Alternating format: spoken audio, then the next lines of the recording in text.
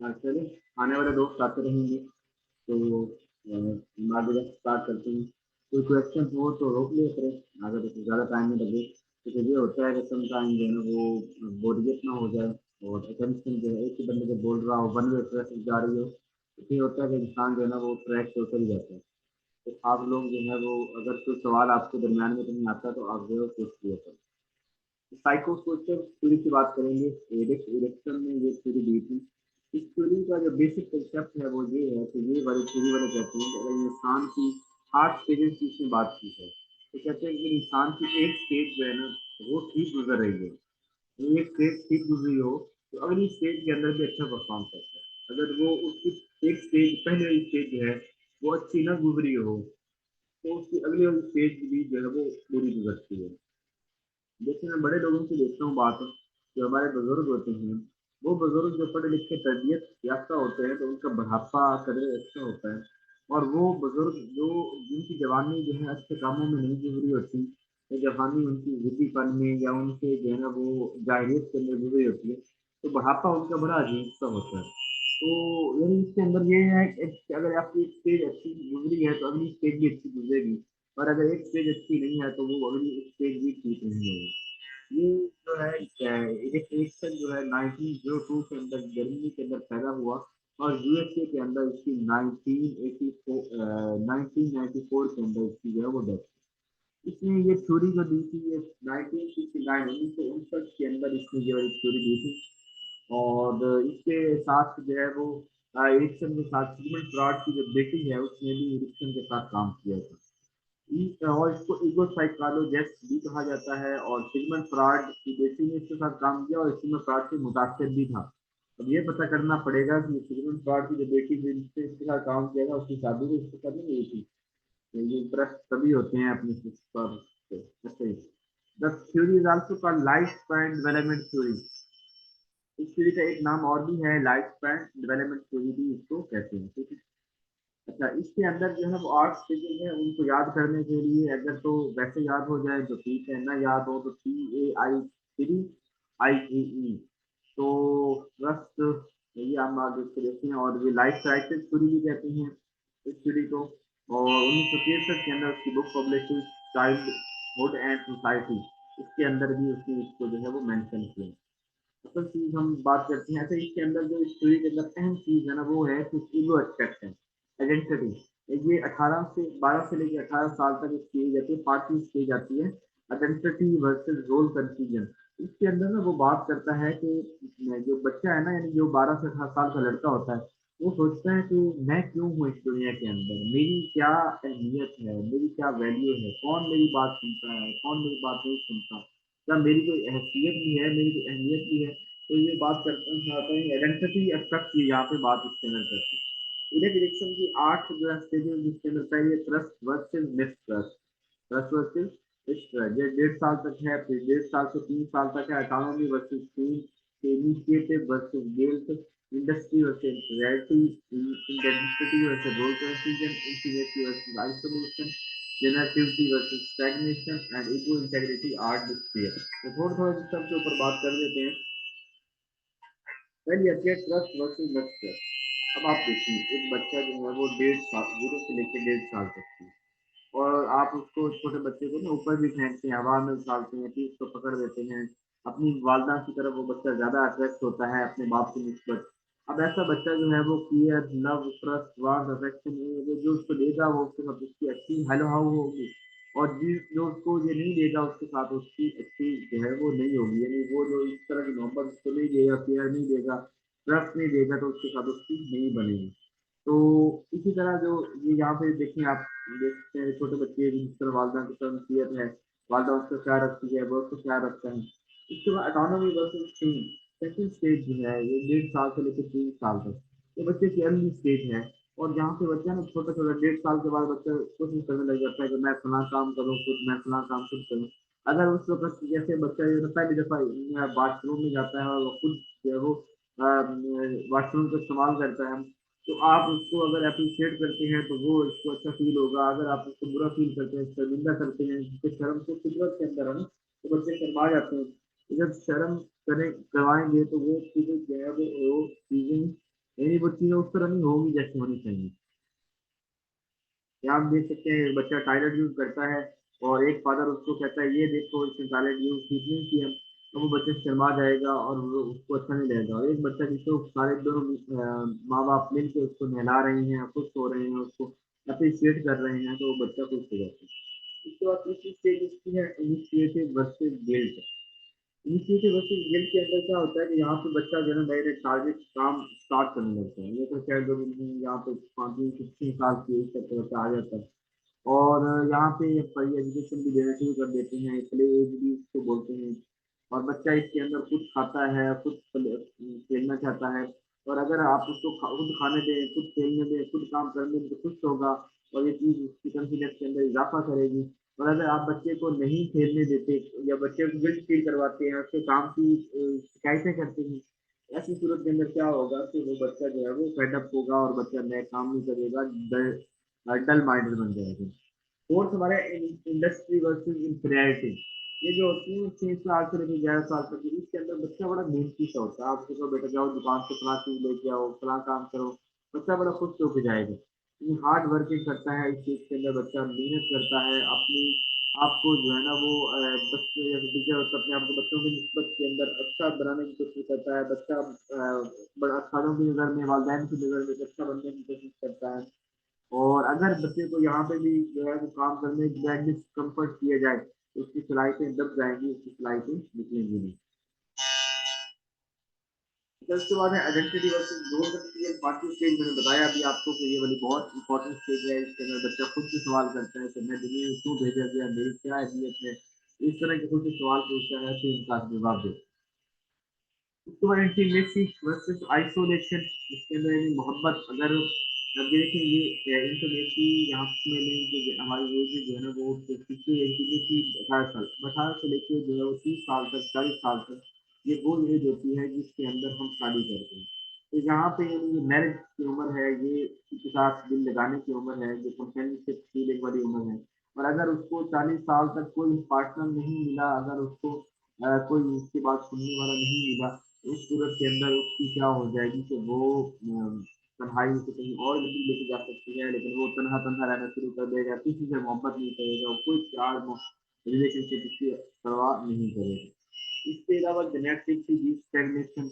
एक बंदा जिसकी जिंदगी में 40 साल बहुत अच्छे गुजरे हैं, अब वो क्या करेगा कि वो जो 40 साल में उसने सीखा वो लोगों को सिखाएगा। वो लोग वैसे बंदे को हम कहते हैं कि ये वो बंदे होते हैं यानी जनरल ड्रिंकिंग स्टेज के ऊपर है कि ये यही चीज जो अच्छी गुजारी है और दूसरों की मदद कर रहे हैं। लास्ट हमारा है ईगो इंटेग्रिटी आर्ट स्पेयर। वो कहते हैं कि यहाँ ये सारी जिंदगी की इंसान की जो है ना वो रिफ्लेक्शन है लाइफ की। अगर उसने जिंदगी के पहले 65 साल अच्छे गुजारे होंगे तो उसका बुढ़ापा अच्छा गुजरेगा, नहीं तो ऐसा बुढ़ापा गुजरेगा कि उसके पास भी बैठना रहना मुश्किल होगा अगर उसने अपना जो है वो ठीक लाइफ नहीं गुजारी होगी। तो देखिए इसके मतलब ठीक मुझे देख लीजिए कि आप बैठने की हरारती थ्योरी की तरफ अंदर आते हैं। साइको सोशल थ्योरी इरेक्शन के किसी कोई मसला है उसके अंदर।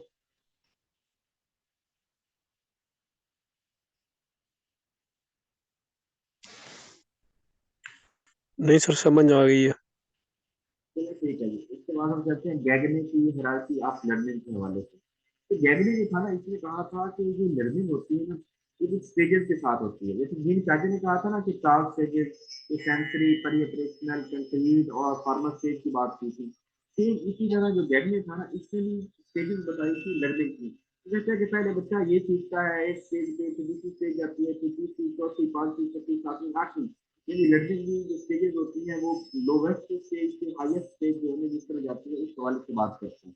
अब वो देखते हैं पहले ये रॉबर्ट गैगने इकोनॉमिस्ट था और कंडीशन ऑफ लर्निंग के हवाले से इसने बात की। 8 टाइप ऑफ लर्निंग की यहाँ पे देखो, ये चक्कर में मैंने जो नीचे से ऊपर आपने जाना है।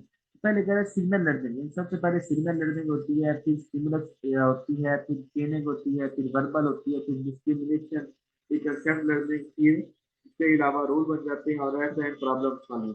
तो मैं इसको जो है वन बाय वन आपके सामने जो एक्सप्लेन करती हूँ। पहली देखें तो जैसे बस स्लाइड से करते हैं।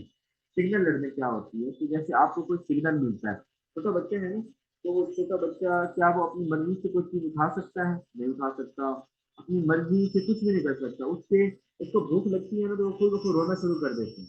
उसकी तरफ उसकी वालदा देखती है हंसे ना, तो वो हंसना शुरू कर देता है। उसके हाथ की हाथ पकड़ के ना, उसके अंदर एक उंगली जैसे हम लेते हैं बच्चे के ना, हाथ पकड़ते हैं, उंगली पकड़ाते हैं, तो बच्चा उसको उंगली को बड़े जोर से जकड़ लेता है। तो ये बच्चा जानबूझ के कर रहा है, समझ के तो कर रहा नहीं वो, बल्कि उसकी जिबियत के अंदर ये चीजें थी, और उसको ये सिग्नल मिला है बस, तो उसने उसके ऊपर अमल किया। ये इनवॉलंटरी एक्शन जो होते हैं, इनवॉलंटरी लर्निंग जो होती है, इसको हम कह रहे थे सिग्नल लर्निंग कह रहे थे। इसका स्टिमुलस रिस्पॉन्स, जैसा स्टिमुलस होगा वैसा रिस्पॉन्स होगा।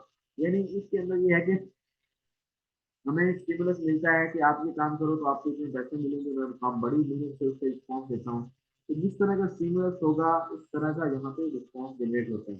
फिर ये यहाँ पे जैसे वो डॉग वाली हमने देखी थी, वही जैसे भाई लेके जिस तरह का उसको रिस्पॉन्स मिलता है, उसी तरह का उसका जो है ना उसको बदले में रिएक्शन होते हैं। इसके अलावा क्या होता है, ट्रेनिंग के अंदर जब दो चार स्टिमुलस कितने मिला के इंजेक्ट कर रहे होते हैं, तो यार मैंने खाना खाना है, तो उसके बाद साथ में मैं ये जो है ना पेपर इस तरह करनी है, बड़ा काम करना है, तीन चार काम इकट्ठे मिला के हम जो कर रहे होते हैं, आपस में लिंक करके कर रहे होते हैं, तो इसको हम ट्रेनिंग बोल देते हैं। यानी देखो ना, पहले हमने कहा सिग्नल लर्निंग, बिल्कुल छोटी सी बात से तो सिग्नल मिलता है बच्चे को, तो बच्चा रिस्पॉन्स करता है जिसके फितरत के अंदर है। फिर स्टिमुलस रिस्पॉन्स लर्निंग, जहाँ पर स्टिमुलेट किया जाता है और उसके बदले में क्या होता है, रिस्पॉन्स होता है। और इसके बाद कहा उन्हीं तीन चार स्टिमुलस को इकट्ठे करके जो लर्निंग हुई, तीन चार इकट्ठे करके और वर्बल एसोसिएशन, अब बच्चा जान लेता है कि मुझे जो है ना वो किस चीज को नाम से पुकारना है, इसको वर्ड याद होना शुरू हो जाते हैं। ये पहले बच्चा जैसे कहता है ना कि वो दूध को देख के मुझे चाहिए और दूध चाहिए, तो अब बच्चा जो है बाकायदा उसको पता होता है कि मुझे दूध चाहिए, मुझे दूध दें, अब वो इन चीजें मांग सकता है। तो वर्ड की कनेक्शन, वर्ड को एसोसिएशन इस स्टेज के अंदर आ जाती है, वर्बल में आ जाती है। फिर है मल्टीपल डिस्क्रिमिनेशन लर्निंग, ऐसी लर्निंग जिसमें कोई डिफरेंशिएट कर सकता है लर्निंग पर। यानी कि मिसाल के तौर पे बच्चा ये तो बड़ा समझ जाता है कि अगर मुझे किसी से पेन मांगना है तो मुझे कौन सी लर्निंग यूज करनी है, साइकोमोटर डोमेन करनी पड़ेगी या उसके लिए मुझे जो है वो वर्ड यूज करने पड़ेंगे। यानी इसके अंदर हम चीज़ों को फर्क करने के काबिल होते हैं कि क्या ये मतलब वो इसके अंदर यानी कि मल्टीपल डिस्क्रिमिनेशन लर्निंग, यानी आप क्या कहते हैं, मुझे वर्ड का इस्तेमाल करना है कि या मुझे अपना फिजिकल इस्तेमाल करना है, बच्चे ये समझ लो। उसके बाद बच्चे का यहाँ पे कंसेप्ट क्लियर क्लियर हो जाता है कि मुझे क्या करना है, यानी कि जो डीप लेवल, थोड़ी हायर लेवल की अंडरस्टैंडिंग है वो हो जाती है।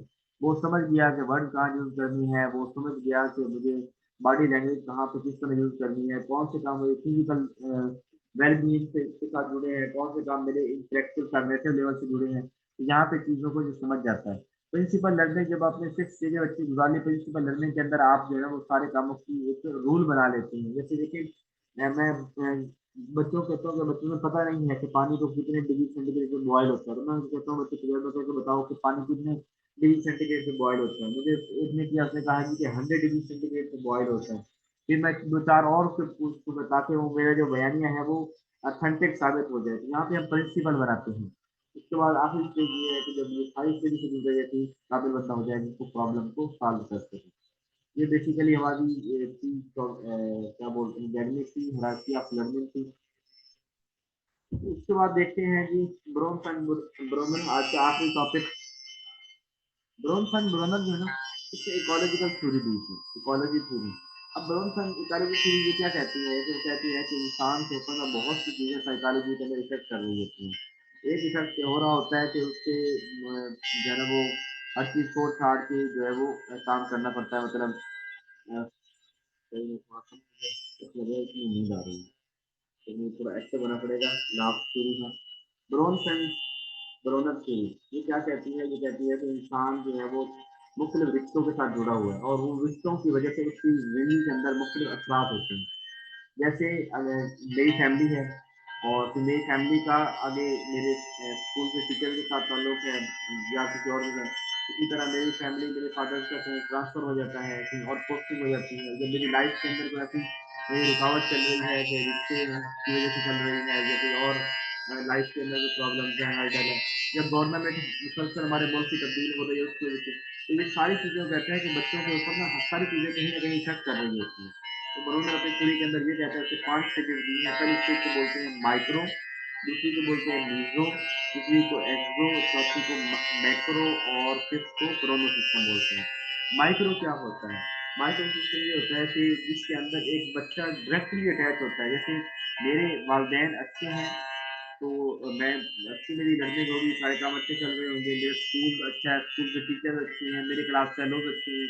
तो ये जो लोग जिनके साथ मेरा डायरेक्टली रिलेशन है, जिनके साथ मेरे डायरेक्टली उनके मेरे स्कूल में कुछ होता है तो उसमें मेरा नुकसान होगा, मेरे टीचर कुछ होता है तो मेरा उनका नुकसान होगा। तो ऐसे को हम माइक्रो सिस्टम कह रहे होते हैं, ये बहुत छोटा सिस्टम। उसके बाद दूसरा है हमारा meso system. Meso system micro से बड़ा है। ये यहाँ पे था कि हम बच्चों का और प्रिंसिपल या पेरेंट्स का ताल्लुक था। लेकिन मीजो सिस्टम के अंदर क्या होगा कि अ, वालदैन का जो रिलेशनशिप है between different component of the micro system. ये माइक्रो क्या है? यानी टीचर्स का लिख रहे होंगे ऊपर, यानी child who has functional relationship with their teachers and classmate at school is likely to feel more supported and motivated to learn. यहाँ पे जो है बच्चा जो है वो उसका रिलेशनशिप की बात हो रही है, यानी ये थोड़ा माइक्रो से बड़ा है। ठीक है, माइक्रो तो है डायरेक्ट बच्चे का, और लेकिन ये भी उसके साथ फिर उसकी चिल्ड्रन की फैमिली और school. A child who has positive interaction with their parents, sibling is likely to have a strong। तो सिबलिंग की बात हो रही है, पेरेंट्स की बात हो रही है, यहाँ पे जो है दूसरे के अंदर मीजो के अंदर फेलोज की बात होगी और टीचर्स की बात होगी। तो अगले के अंदर आए तो यहाँ पे गवर्नमेंट पॉलिसीज वगैरह की बात होगी, इकोनॉमिक कंडीशन, कल्चरल वैल्यूज। यानी अगर उसके वालिद जो है वो सारा दिन काम करते हैं तो वो बच्चे के ऊपर जो इफेक्ट होगा उसको एजुकेशन सिस्टम के अंदर उसका असर होगा। मैक्रो सिस्टम थोड़ा बड़ा सिस्टम है, और इसके अंदर ये होता है जैसे लोगों का बिलीफ क्या है, लोगों की वैल्यू सिस्टम क्या है, लोगों के कस्टम रवायात क्या है, उसके मतलब बात हो रही है। ठीक है, पॉलिटिकल सिस्टम मुल्क का चेंज होता है, तो रिलीजियस सिस्टम चेंज होता है, तो मैक्रो सिस्टम के अंदर ये देखेंगे। और दोनों सिस्टम के अंदर तो देर पा चीज होती है, जैसे कोई किसी फैमिली को डाइवोर्स हो गई है, किसी की मैरिज लेट है, किसी के पेरेंट्स की जॉब का इशू चल रहा है। अब इस तरह के मसाइल जो देर का मसाइल हैं और टाइमली जो है ना वो टाइम भी अफेक्ट कर रहे होते हैं, उनको क्रोनो सिस्टम बोलते हैं। तो थोड़ा बहुत इसके कंसेप्ट है, तो आपको इसकी जो है ना वो थ्योरीज के नाम पता हों कि पहले कौन सा आता है, माइक्रो आता है, फिर आखिरी कौन सा आता है वो क्रोनो सिस्टम आता है। थोड़ा बहुत इनसे पता हो कि माइक्रो के अंदर बच्चे की अपनी ज़ात तक है कि जिसके साथ रिलेशनशिप हो। लीगल सिस्टम के अंदर बच्चे के जो टीचर्स हैं उनका, और यानी बच्चे के पेरेंट्स और टीचर्स आपस में, यहाँ पे देखिए जो माइक्रो है ना, माइक्रो के अंदर बच्चे का रिलेशनशिप देखते हैं हम अपने टीचर के साथ, अपने फादर के साथ, वो आता है। और जो मीजो होगा उसके अंदर बच्चे के जो टीचर्स हैं और पेरेंट्स हैं उनका आपस के अंदर जो ताल्लुक होगा वो बच्चे के ऊपर क्या इफेक्ट कर रहा होगा वो देख रहे होंगे हम मीजो के अंदर। इसी तरह जो हमारे पास नेक्स्ट स्टेज आती है मीजो के बाद एग्रो सिस्टम। अब जो गवर्नमेंट की जो पॉलिसीज बनाती हैं, जो इकोनॉमिक कंडीशन मुल्क की है, जो ये भी इफेक्ट कर रही होती हैं, या जो मतलब लेट आवर ऑफ वर्क यकदम कर दिया गवर्नमेंट ने कि इतने इतना काम करना पड़ेगा, तो ये चीजें जो मेरे ऊपर असर कर रही थी उसका एग्रो सिस्टम बोलेंगे। मैक्रो सिस्टम तो किसी भी जगह जहाँ पे लोगों का बिलीफ क्या है, फेथ क्या है, उनकी कस्टम क्या है, वहाँ जेंडर को क्या देखते हैं, रेस, इस तरह की चीजें हैं जो इफेक्ट कर रहे होती है बच्चे की लर्निंग के ऊपर, उनको मैक्रो बोलते हैं। और कोरोना के अंदर हम टाइम को देख रहे होते हैं कि टाइम बीइंग यानी वो चीजें जो डाइवोर्स हो गई, टाइम बीइंग उसका हमें कितना नुकसान हो रहा होगा, वैसे जब टाइम चीजें जो बदल रही होंगी तो कोरोना सिस्टम देंगे।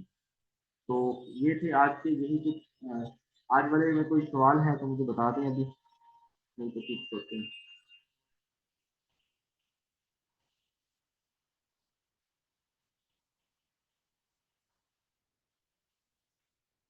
चलो ठीक है, मैं अभी यहीं से क्लोज करता हूँ। और इनकी जैसे मैं वीडियो भी शेयर कर देता हूँ अपनी जो पुरानी है, ये वाली रिकॉर्डिंग भी इंशाल्लाह सुबह आपको मिल जाएगी। और जस्ट गो थ्रू जरूर कीजिएगा, एक दफ़ा ज़रूर गो थ्रू कीजिएगा नोट्स को। ये आज वाले जो नोट्स मैंने अभी आपके साथ शेयर करने लगा हूँ, ये बहुत अहम नोट्स हैं। इसको नोट्स को आपने एक दफ़ा जस्ट वन टाइम आपने इसको ज़रूर देख लेना है। अपना ख्याल रखिएगा, दुआ में याद रखिएगा, जज़ाकल्लाह। अल्लाह हाफिज सर। खुदा